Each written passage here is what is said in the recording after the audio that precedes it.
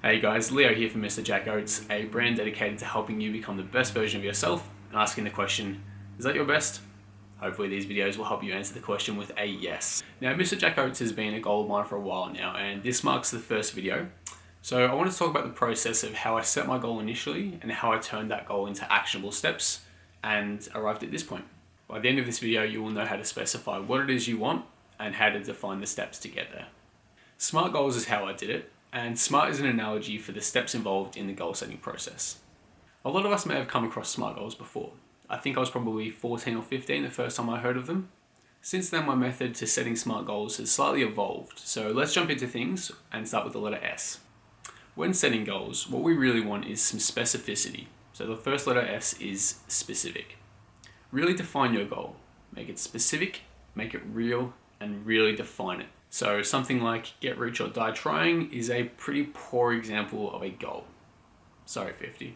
To make this more specific though, we could say our goal is to make $100,000 from revenue from album sales. This has three benefits. It identifies a real number, $100,000. Secondly, it differentiates between revenue and profit. And thirdly, it identifies the vehicle to get there, the album sales. Now in the first letter S, I also want you to make sure you're setting a goal that really excites you, motivates you. So the letter S also stands for the letter seductive. Make the goal seductive. You need to really want it. If you set all these tasks and actions for a goal that you don't even really want, what are the odds you see it through to completion? Not great.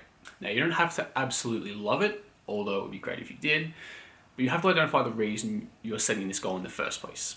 So maybe you're setting an exercise-based goal and exercise just bores the shit out of you and you have no interest in exercise whatsoever. But if your goal is to become a healthy weight and get a good body, that could be the reason that you're doing an exercise-based goal. It doesn't really matter what your goal is or the reason you're doing it, but it has to be strong enough. So our S is for specific, but also seductive, baby. On to M, which stands for measurable. And this is going to be a mark of whether we've actually set a specific goal or not. Now there are two things we want to measure here. The first is when we've reached our goal. It should be very obvious to you when you've reached your goal, and numbers will most likely be involved. If your goal is really specific, there's probably a number that will help you measure it. Even if your goal is something like quit smoking, the number of cigarettes you'll smoke per day will come down to 0, and there's your number. The second thing we want to measure is our progress from point A to point B.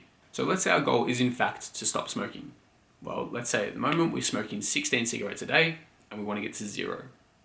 We'll know we're halfway there when we've reached 8 cigarettes a day. And every cigarette lower than that is going to give us a good indication as to how much progress we're making towards our goal of not smoking. A is for actions, and this should come as no surprise to you, but to achieve a goal, we're going to need to put in the work. This step in the process is all about identifying which specific tasks are going to take us from point A to point B. So some of the things you'll need to consider when setting your actions are whether you know everything you need to know, or whether you might need to develop your skill set further. What resources will you need? Will you need help from other people? What obstacles are you likely to encounter? Now you will need to do a bit of your own research now, but from here you should be able to identify your weekly and monthly tasks and then break those down even further into daily tasks. Now the letter R has, to me, two different meanings, and the first is relevant. This is perhaps one of the most important things to be asking yourself when setting a big goal, and it's how relevant is achieving this goal to you as a person? How will you feel when you've achieved this goal? This all kind of ties in and goes hand in hand with our seductive nature from earlier. So often I feel we convince ourselves that we want certain things because it's what our parents want, or it might impress our friends, or a lot of people want this, so it must be worth obtaining, right?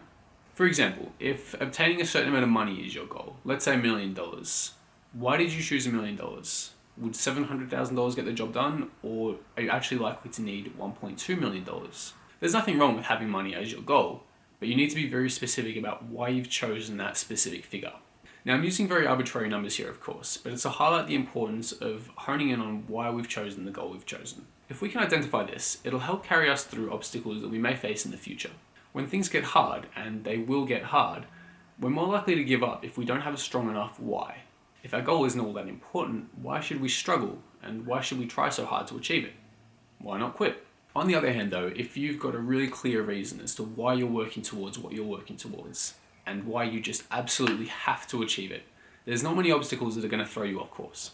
The other word that R stands for is realistic, and my advice here is not necessarily to be realistic. On the contrary, it's to not be too realistic.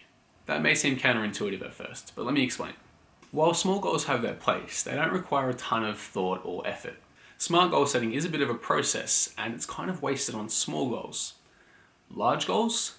That's what we're talking about. If you set a really small goal that can be achieved in a month, that's good for you, but it probably hasn't changed your life that much, and you're not going to get a good sense of accomplishment when you do achieve it. There are two main advantages, as far as I can see, to setting really big goals. The first is that you'll actually be challenged, and you may fail. This is a positive in my mind, because now we're really forced to work hard to achieve our goal. I think one big advantage of hard work in general is not necessarily what we get at the end of the hard work, but who we become as a result of doing the hard work. With that in mind, stretching our comfort zones and our skill sets is exactly what we're going for here. The other indirect advantage of setting a big goal is that even if you fail and fall short, you may have actually achieved more than you would have if you had considered a small goal and achieved it. Okay, so finally the last letter T, and if you are still watching and have been watching the entire time, thank you so much. I hope this has been informative for you. If you are signed into YouTube at the moment and you have enjoyed this video, I'd really appreciate it if you could give this video a like. With that in mind though, the letter T stands for time frame. Now, research has shown that arbitrary timeframes, long due dates, or even complete lack of due dates has resulted in a lot less work than when a concrete deadline is given. We've probably all experienced this ourselves. I remember at school, if I was given 3 months to do something, an assignment, you can bet I'd leave it until the last week and then smash it all out in a few days. Compare that with your own life though, and if you've ever set yourself a goal in your own personal life outside school, without a deadline at all, you've probably come across this phenomenon where you are still working towards it, or at least you convince yourself that you are, but you don't do any work for a long period of time. It's easy to justify that if you don't have a deadline and a certain date that it needs to be done by. So I'd really recommend setting a time frame and even consider making it a little bit shorter than what you think you might need. This added pressure can do wonders, but it will ultimately come down to you and how you work best. So be honest with yourself and set yourself that time frame. Another important consideration to be making when you're considering timeframes is the timeframes for your milestones, how to track progress. And we spoke about this back at M when we spoke about measurements. These milestones will help you identify if you're making progress towards your goals and if you're likely to hit them or not. So let's say your goal is to make $100,000 by the end of the year. If 6 months in, you're only at $30,000 halfway through, you'll be able to identify that you're probably going wrong somewhere and you can adjust your approach. And this will give you time to adjust your approach before you realize too late and it's too late to do anything about it. And that's it. You've got your work cut out for you, but you should be able to identify a clear way forward from here. By combining these steps, you'll be able to identify what you're working towards, why it's important to you, and how to get there. That's it from me, guys. Give this video a like, drop a comment on what goal you'll be working towards, and ask yourself, is this your best?